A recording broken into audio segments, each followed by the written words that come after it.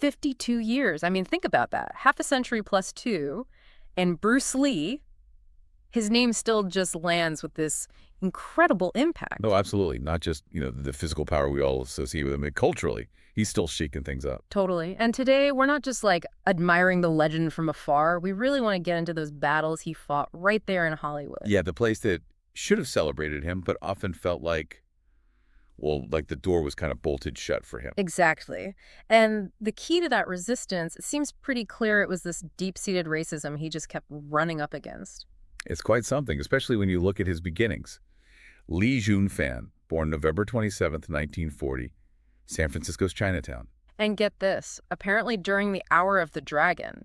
Talk about auspicious timing. Right, from the get-go. And his parents, his dad, Li Hoi Chuan, a big name in Cantonese opera, and his mother, Grace Ho, she was of Eurasian descent. So that mixed heritage was there right from the start. Which was complicated back then, I imagine. Definitely. And he was in the spotlight super early, too.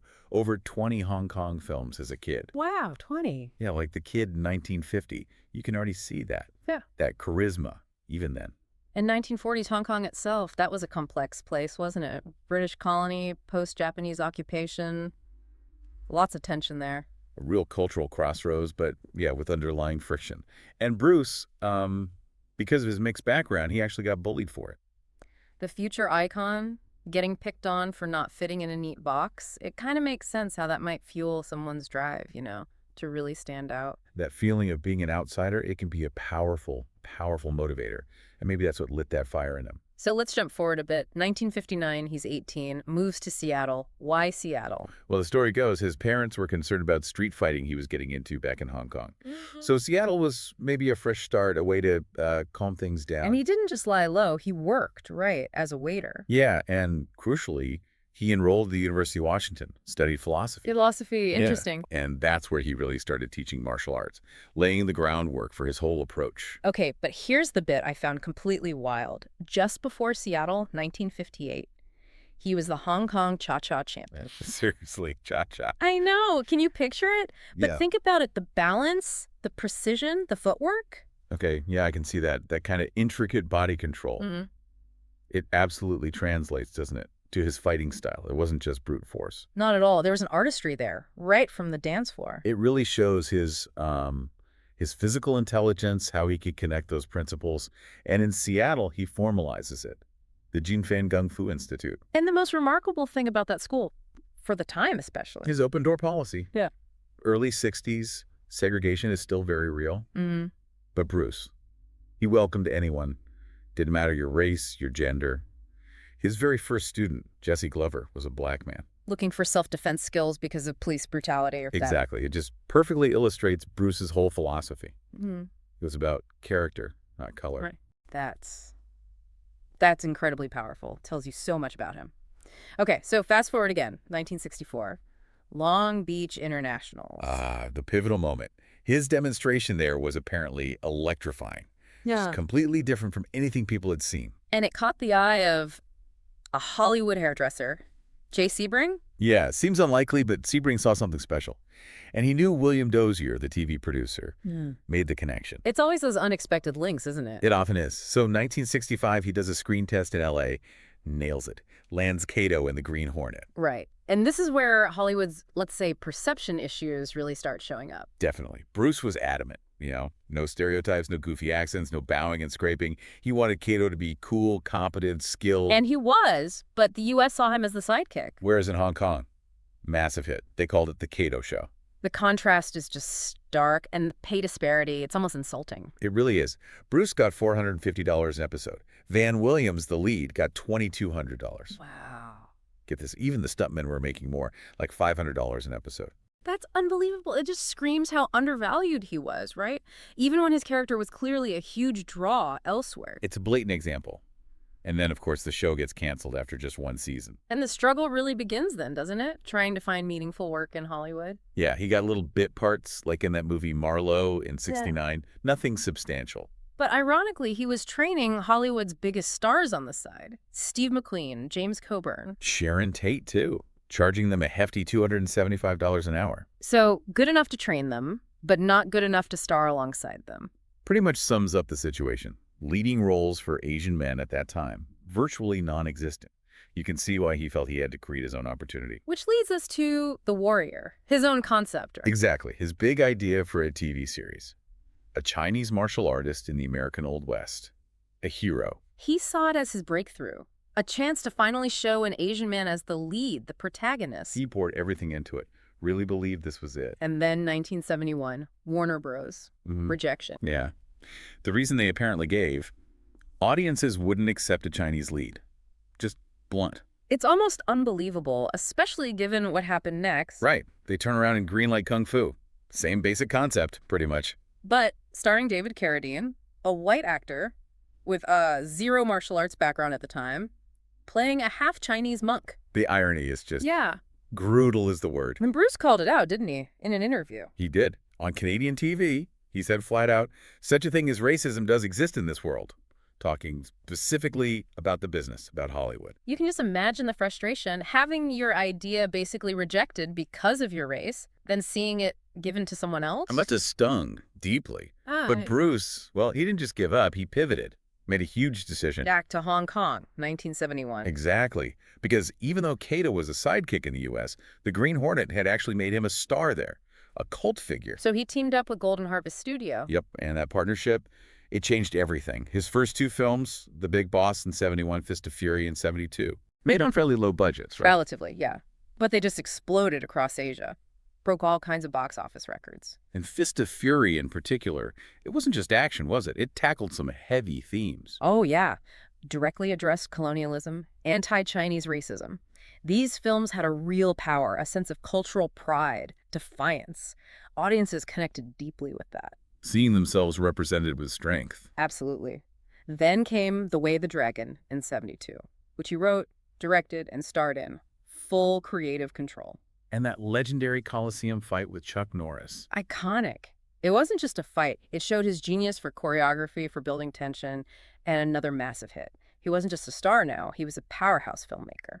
And the key thing about these Hong Kong films, they were actively fighting those old stereotypes, weren't they? Completely. Dismantling that image of the emasculated Asian man Hollywood loved to show. Bruce presented characters who are tough, cool, charismatic. Sexy even. Heroes. Total heroes. And that resonated hugely, not just in Asia, but back in the U.S. too, especially with Black, Asian, Hispanic audiences. People who saw him as an underdog fighting the system. Exactly. His popularity in Black communities was apparently right up there with Muhammad Ali's at the time. That connection was real, built on shared experiences of being marginalized. Wow, that's significant. Fighting for respect. It speaks volumes. And eventually, Hollywood just couldn't ignore that kind of global phenomenon anymore. Which brings us to Enter the Dragon, the big co-production, Warner Bros. And Golden Harvest, 1972, released 73. A landmark deal. First U.S.-Hong Kong co-production of its kind. Bruce, starring, producing, choreographing. And the impact. Massive. Global. Huge. Adjusted for inflation, we're talking like $1 billion. And it sparked that worldwide martial arts craze. But even then, working with Warner Bros. Wasn't smooth sailing, according to his daughter Shannon. No. Apparently there were constant battles. Executives trying to water down his vision, change his approach. Creative clashes. Did the film touch on those themes of solidarity he cared about? There are subtle nods, yeah, to Black martial arts, police harassment, but maybe not as fully explored as Bruce might have wanted. Still, despite the studio interference. It was groundbreaking. A global smash with an undisputed Asian lead, finally. Tragically, though, he didn't get to see the long-term results. His death, July 20th, 1973. Just 32 years old. So sudden. Yeah, cerebral edema, likely an allergic reaction to a painkiller. Just devastating. And Enter the Dragon premiered just 6 days later. Unbelievable timing. Can you imagine? It just amplified the shock, the sense of loss. The crowds at his funeral in Hong Kong, 25,000 people. It shows how deeply he connected with people. And it's so important to circle back, even with that level of fame, racism in Hollywood was always there for him. Always the undercurrent. You look at the history. Long Duke Dong and 16 Candles, those awful characters. Bruce refused roles like that. He knew how damaging they were. And that 1971 quote just sticked with you. Hollywood wasn't sure about an Oriental hero. That bias cost him. The Warrior situation is the clearest proof. His idea given to a white actor. And the Green Hornet pay gap, it's just blatant. Even his marriage to Linda Emery, a white woman, faced prejudice, both in the U.S. and Hong Kong. Interracial marriage was tough back then. But Bruce fought back, didn't he, in his own way? Always. Opening his schools to everyone, that was a statement. His films directly taking on oppression, Fist of Fury, Enter the Dragon. And his philosophy, be water. It's more than martial arts, isn't it? Oh, yeah.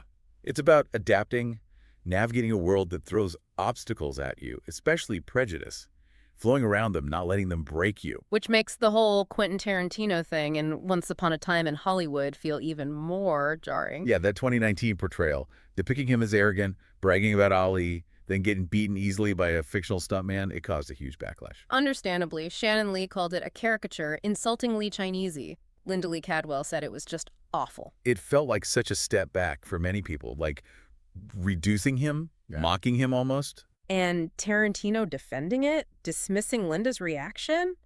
That didn't help. Not at all. And interestingly, there's no record of Bruce ever actually claiming he could beat Ali like that. Kareem Abdul-Jabbar, who knew him, called the depiction sloppy and somewhat racist. It definitely reignited the conversation about how Hollywood treated him and how it still sometimes struggles with representation. For sure. Because his legacy, it's so much bigger than just movies. He truly did shatter stereotypes. He launched a global martial arts movement. Dana White calling him the father of MMA, that's huge. And his influence is everywhere. Jackie Chan, Tarantino himself, ironically, Keanu Reeves in The Matrix. He changed the game for action and martial arts in film. And for Asian Americans specifically, the impact is profound. Absolutely. Troy Osaki put it perfectly. For many, he was the first time they saw themselves as the hero, a symbol of defiance. And that connection with Black audiences, too, based on shared struggles, it's powerful. Enter the Dragon being added to the National Film Registry in 2004. That acknowledges its cultural weight. But we have to be honest, right? The fight isn't over. Hollywood's racism hasn't vanished. No, definitely not. You look at controversies like Birth of the Dragon in 2016, that whole whitewashing issue where he felt like a side character in his own story. So the work continues. People like Shannon Lee, filmmakers like Bao Nguyen with Be Water, they're keeping his real legacy alive and pushing these conversations forward. It's such a paradox, isn't it? Right. Bruce Lee's story.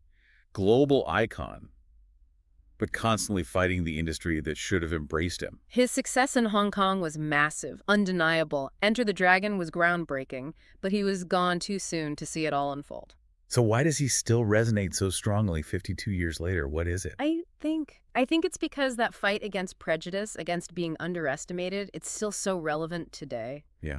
Every time an Asian actor lands a lead role, every inclusive martial arts school, every time someone says, be water. It's an echo of Bruce Lee, Yeah. an echo of his struggle and his triumph. He proved heroes don't look just one way. That strength is multifaceted. And that even if you're underestimated, you can change the world. Hollywood tried to keep him in the sidekick box, but he didn't just step out, he smashed it to pieces.